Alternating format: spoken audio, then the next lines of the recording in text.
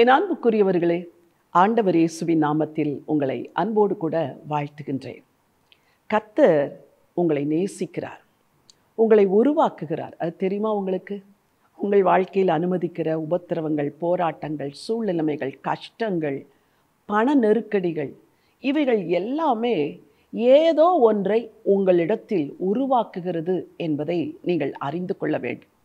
வேதத்தில் பரிசுத்தவான்கள் எல்லாரையும் கர்த்தர் எப்படி உருவாக்கி இருக்கிறார் என்று பல இடங்களிலே நாம் வாசிக்கிறோம். சங்கீதக்காரனாகிய தாவீது தான் உருவாக்கப்பட்ட காரியங்களை எல்லாம் தொகுத்து மக்களுக்கு ஆலோசனையாக சில காரியங்களை ஒரு சங்கீதத்தில் எழுதியிருக்கிறார். அதிலிருந்து ஒரு வசனத்தை உங்களுக்காய் வாசிக்க விரும்புகிறேன். 27ஆம் சங்கீதம் 13, 14 வசனங்கள். நானோ ஜீவனுள்ளோர் தேசத்திலே கர்த்தருடைய நன்மையை காண்பேன் என்று விசுவாசியாதிருந்தால் கெட்டு போயிருப்பேன். கர்த்தருக்கு காத்திரு, அவர் உன் இருதயத்தை ஸ்திரப்படுத்துவார். திட மனதாயிருந்து கர்த்தருக்கே காத்திரு. சங்கீதக்காரன் சொல்லுகிறார், நானோ ஜீவனுள்ளோர் தேசத்திலே கர்த்தருடைய நன்மையை காண்பேன் என்று விசுவாசியாதிருந்திருந்தால் நான் கெட்டு போயிருப்பேன். அதாவது உயிர் வாழும் நாட்களிலே இனிமேல் அவ்வளவுதான், எல்லாம் முடிந்து விட்டது என்று சொல்லக்கூடிய நிலைமைகள் சங்கீதக்காரனுக்கு வந்தது. ஆனால் அவைகள் எல்லாவற்றுக்கும் நடுவிலும் அவர் செய்த ஒரே ஒரு காரியம், நான் கர்த்தரை விசுவாசித்தேன், நான் மாத்திரம் விசுவாசியாது இருந்திருந்தால் கெட்டு போயிருப்பேன் என்று சொல்லுகிறார். உங்களுக்கு வாழ்க்கையில் இதுதானே பிரச்சனை?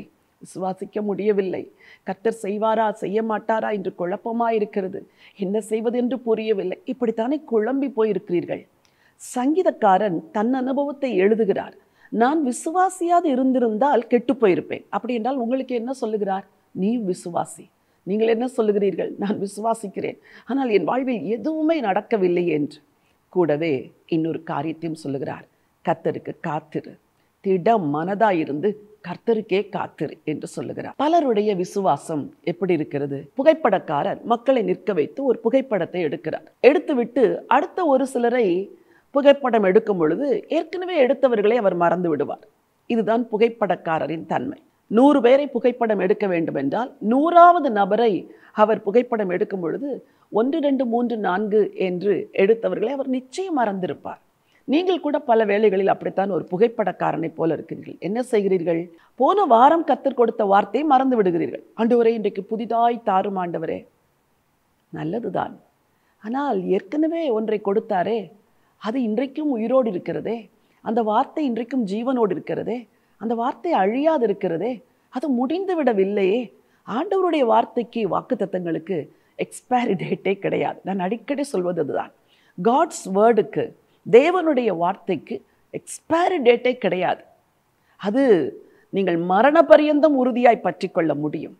ஆகவேதான் சங்கீதக்காரன் எழுதுவதை நீங்கள் விசுவாசிக்க வேண்டும். கர்த்தருக்கு காத்திரு, திட மனதாயிருந்து கர்த்தருக்கே காத்திரு. கர்த்தர் உங்களுக்கு நிச்சயம் செய்வார். விசுவாசியுங்கள், காத்திருங்கள், திடமனதாய் காத்திருங்கள். கர்த்தர் சொன்னவைகள் நிறைவேறும் வரைக்கும் காத்திருந்து கைகளை ஏந்தி பெற்றுக்கொள்ளுங்கள். இந்த நாளிலே தளர்ந்து போயிருக்கிற உங்களுடைய விசுவாசத்தை திரும்பவும் திடப்படுத்தி கர்த்தருடைய வார்த்தைகளை அறிக்கை செய்யுங்கள். கர்த்தருடைய நன்மைகள் உங்களை தொடர்ந்து வரும். உங்களுக்காய் ஜெபிக்க விரும்புகிறேன். இந்த நல்ல நாளுக்காக நன்றியோடு உம்மை ஸ்தோத்திரிக்கிறப்பா.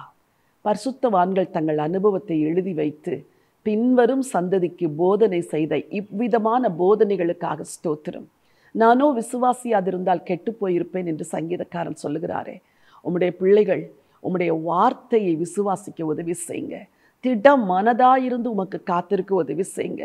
நேற்று நடக்கவில்லையே என்று இன்றைக்கு சோர்ந்து போக அதற்கு உதவி செய்யுங்க. விசுவாசத்தில் சிறு பிள்ளைகளைப் போல அல்ல ஆண்டவரை, புருஷர்களாய் நிலைத்திருக்க, முதிர்ந்த விசுவாசிகளாய் உம்மை நம்பி பின்பற்ற உங்கள் பிள்ளைங்களுக்கு உதவி செய்யும்படியா ஜெபிக்கிறேன். திடமனதாயிருந்து கர்த்தருக்கு காத்திருந்து நன்மைகளை பெற்றுக்கொள்ள கர்த்தர் உதவி செய்ய வேண்டும் என்று சொல்லி ஜெபிக்கிறேன். ஆண்டவர் இயேசு கிறிஸ்துவின் நாமத்தில் பிதாவே, ஆமென், ஆமென். பிரியமானவர்களே, கர்த்தருக்கு காத்திருங்கள், திடமானதாய் காத்திருங்கள். தமக்கு காத்திருக்கிறவர்களுக்கு அவர் நிச்சயம் நன்மையை வழங்குவார், பெற்றுக்கொள்ளுவீர்கள். என் அன்புக்குரியவர்களே, பைபிள் கால்ஸின் இலக்கிய ஊழியத்தின் மூலமாய் ஏராளமான புத்தகங்களை நாங்கள் தொடர்ந்து வெளியிட்டு கொண்டே இருக்கிறோம். சமீப நாட்களில் தோரா என்ற ஒரு புத்தகத்தையும் புதிய ஏற்பாட்டு விளக்க உரை என்ற ஒரு புத்தகத்தையும் நாங்கள் வெளியிட்டோம். அநேகர் அதை வாங்கி ஐயோ, இவ்வளவு அருமையாக இந்த புத்தகம் இருக்கிறதே என்று தங்கள் நண்பர்களுக்கும் அதை பரிசீலிக்கிறார்கள். இன்றைக்கும் நம்முடைய அன்பு சகோதரர் அவர்கள் எழுதிய ஒரு ஜெப புத்தகத்தின் தொகுப்பை உங்களுக்கு நான் அறிமுகப்படுத்த விரும்புகிறேன். இந்த தொகுப்பில் 14 புத்தகங்கள் இருக்கிறது. சிறிய புக்லெட்ஸ் தான் இவைகள்.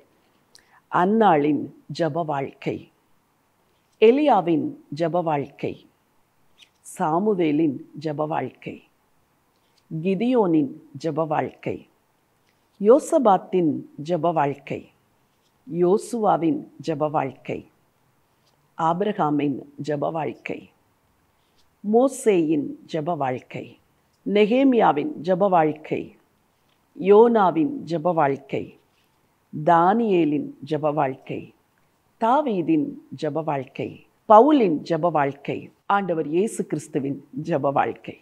14 தலைப்பில் உள்ள இந்த புத்தகங்கள் சிறிய புக்லெட்ஸ். நீங்கள் இந்த புத்தகங்களை 14 புத்தகங்களையும் ஒரு தொகுப்பாக வாங்கி உங்கள் வீடுகளில் வைத்து இந்த ஜெப வாழ்க்கையை கற்றுக்கொள்ள வேண்டும் என்று நான் விரும்புகிறேன். ஜெபம் என்பது வல்லமையான ஒரு ஆயுதம். அதை இப்படிப்பட்ட பரிசுத்தவான்களின் ஜெபங்களிலிருந்து நாம் கற்றுக்கொள்வது மிகுந்த வல்லமையுடையதாக இருக்கும். அருமையான இந்த புத்தகம் உங்களுக்காக காத்திருக்கிறது. பைபிள் கால்ஸ் அலுவலகத்துக்கு தொடர்பு கொள்ளுங்கள்.